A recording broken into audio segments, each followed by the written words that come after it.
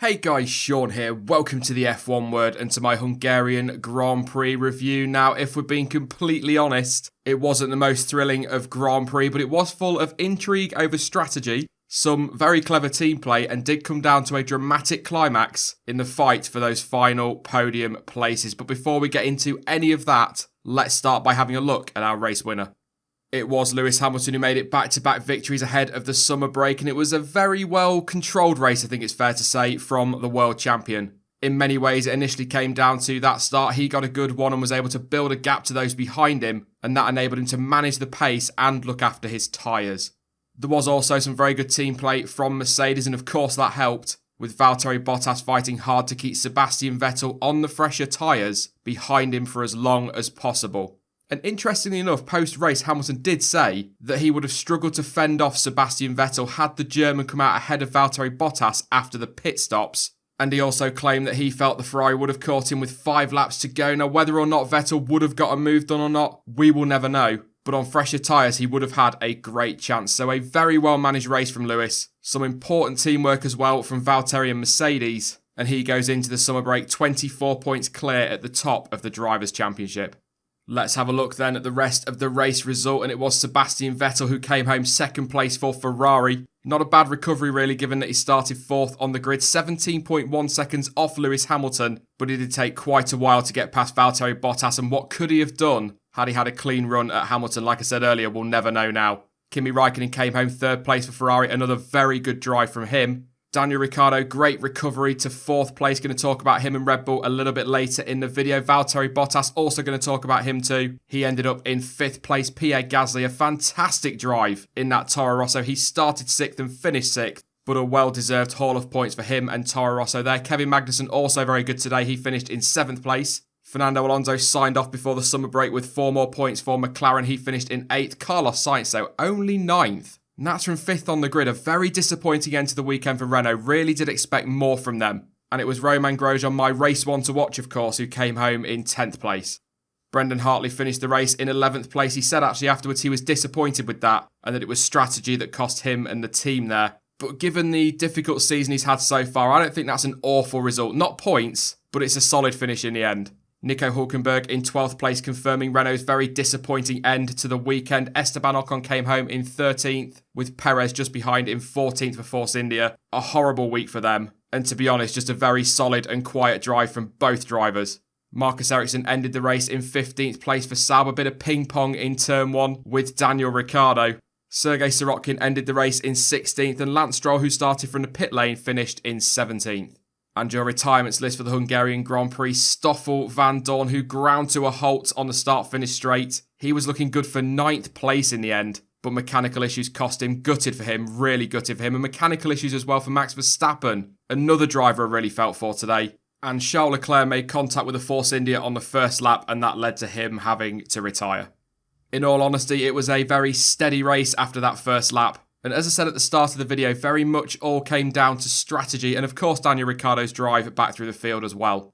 However, with a handful of laps to go, the race did hit drama. On lap 65, Sebastian Vettel went for a move on Valtteri Bottas for 2nd place. The German got a very good run out of turn 1 and was alongside the Mercedes on the run down to turn 2. The move looked just about done, to be honest. But as Vettel turned into the corner, Bottas hit the curb, locked up, and his front wing came into contact with the Ferrari's rear tyre.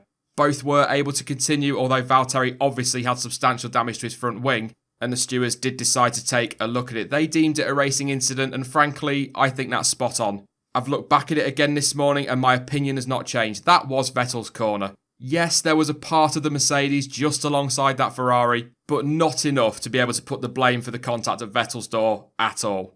The German could have absolutely left more space, but at the same time, Bottas could have easily lifted off as well. So completely 100% a racing incident all day long. Not really a lot more to say on that, but I will say this. To those few who are claiming that Bottas did it deliberately, no, absolutely not.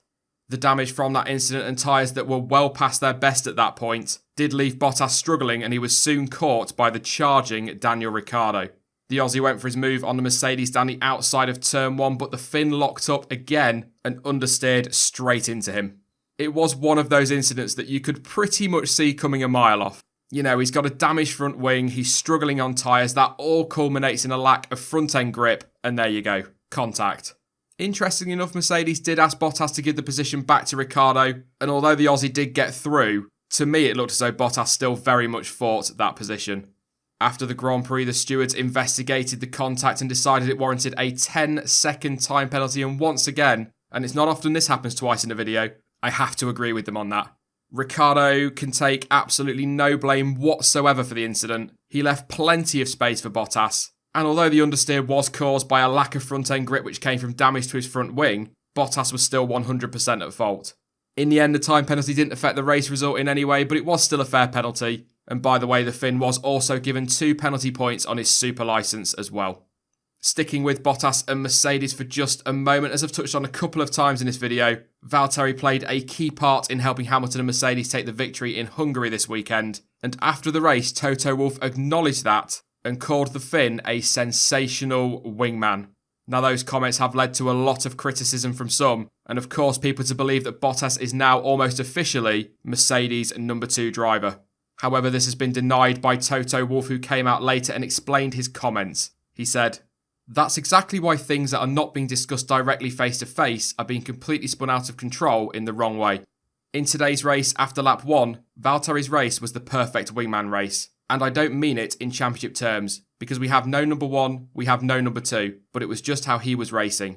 It was, from my standpoint, his best race so far with Mercedes in the last 2 years." There were also reports after the race that Bottas, unhappy and hurt with the comments, had called for a meeting to allow Wolff to explain what had been said.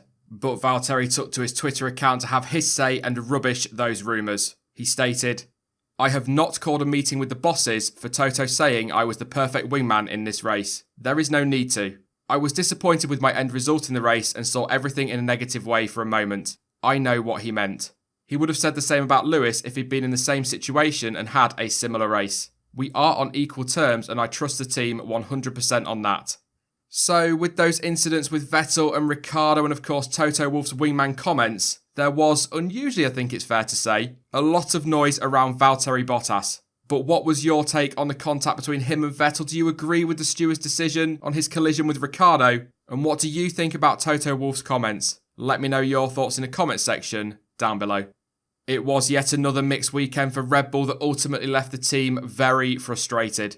After a disappointing qualifying, things were looking on the up after Verstappen made a solid and aggressive start to move up to 5th place. And Daniel Ricciardo, despite getting bumped by Marcus Ericsson and dropping even further back down the order, began to make good progress through the field. However, despite showing some very promising pace, Max Verstappen ground to a halt, stating a loss of power over team radio. The Dutchman was understandably very livid over that team radio. I'm not going to repeat it. And that for me was just a sign of the frustration the whole team is feeling at the moment. And it really is starting to boil over. But again, that is all completely understandable. And frankly, it's getting beyond a joke this season. And speaking after the race, a still very frustrated Max Verstappen stated, "It is honestly not at all how it should be. You pay millions as a team for, you hope, a decent engine, but it keeps breaking down. We are also the slowest out there on a straight. Honestly, at the moment, it is difficult to accept. I was very angry on the radio. I think there was a lot of bleeping out there. It's a shame they beeped it away, as it would have been better if they would have allowed it, but that's how it is. Again, it is valuable points just thrown away, so yeah, let's see what we have to do in Spa.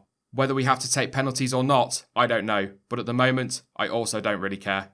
Christian Horner was speaking to Sky Sports F1 on the pit wall during the Grand Prix, and as ever gave a very frank response to questions put to him about yet another Renault engine failure. Horner said, "I suppose no surprise really. We pay multi-millions of pounds for these engines and for first class or state-of-the-art product, and you can see it's quite clearly some way below that. So it is frustrating. That is what it is. I'll let Cyril come up with the excuses afterwards."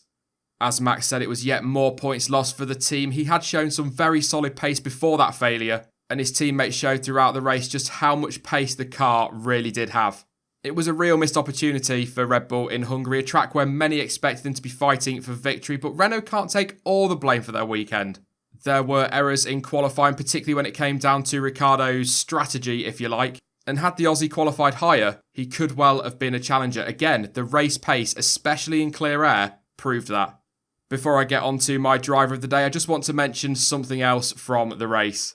It emerged during the Grand Prix that Ferrari had failed to connect Kimi Raikkonen's drink system, meaning that in seriously hot conditions, the Finn had no way of taking on fluids during the race. Which, to be perfectly honest, just makes Kimi's drive all the more impressive today. He was on it throughout the race and despite making an extra pit stop, finished just 2.9 seconds behind his teammate. But the reason I bring this up is, I guess, firstly, because it was one of the biggest early talking points of the race, which I guess kind of tells you all you need to know, really. But secondly, because of comments made by Marcus Ericsson after the race on Twitter. Now replying to a tweet from Will Buxton about Kimi's lack of a drink system, the Swede said, "Haven't had a drink system installed for over 2 years, including today. It weighs around 1.5 kg, so we choose not to use it because of the weight. Just one of the reasons why we should have the same weight for all drivers." Now, of course, next year that will all change, but an interesting insight into the lengths the teams go to in order to save any weight at all, but also, and concerningly in many ways, what taller and heavier drivers need to do in an attempt to avoid any weight disadvantage. That new driver weight rule can't come soon enough.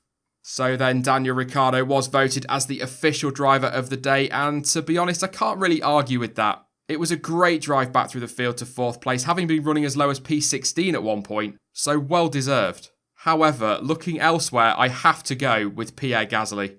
As we discussed in last night's race debrief, he didn't get a lot of coverage for what was a very impressive drive. Alright, he started 6th and finished 6th, which on paper doesn't look all that impressive. But pre-race, I was very much expecting him to go backwards and struggle to find the race pace to fend off the likes of Sainz and Magnussen and Grosjean. But he was comfortable in the end. He had the early pace to build a good gap to those behind him. He managed everything really well too. And yeah, okay, had Max Verstappen not retired, he may well have finished 7th, but that would still have been a very good result. A couple of honourable mentions though, obviously we've talked about Ricciardo there, but also Kimi Raikkonen, and that's for all of the reasons I gave earlier. He really did impress me during the race. Kevin Magnussen also gets a shout out after starting 9th and finishing 7th, yet more points for Haas, and another very good drive from him, one of the drivers that has really impressed me so far this season. Before I go then, let's have a look at the championship standings, starting with the Drivers' Championship. And it is Lewis Hamilton who tops that, 24 points clear now of Sebastian Vettel in 2nd place. Kimi Raikkonen, he keeps picking up those podiums, not a million miles away on 146 points. Valtteri Bottas sits in 4th for Mercedes on 132. Daniel Ricciardo opened up a bit more of a gap over teammate Max Verstappen, the Red Bull boy, sitting 5th and 6th. Nico Hülkenberg in 7th for Renault, 52 points on the board for him. Kevin Magnussen jumps Alonso by a point. He's now 8th with the Spaniard in 9th. And Sergio Perez is 10th for Force India. In the Constructors' Championship, Mercedes are just 10 points clear of Ferrari. That one is going to be so close this season, as is the Drivers' Championship fight, of course. Red Bull are 3rd on 223 points, but a big gap back to Renault in 4th. Haas sits in 5th place with Force India in 6th. McLaren are in 7th place with just 52 points on the board. Toro Rosso sits 8th. Sauber in 9th with a very good 18 points. And Williams continue to prop up that table with just 4 points so far. That is it then for the Hungarian Grand Prix review and for F1 now as the summer break gets going. So what did you think of the race? Did you enjoy it? Or were you one of those who found it a little bit boring? And also, of course, don't forget to give me your views on those incidents involving Valtteri Bottas and the Wingman comments made after the race. Let me know your thoughts in the comment section down below.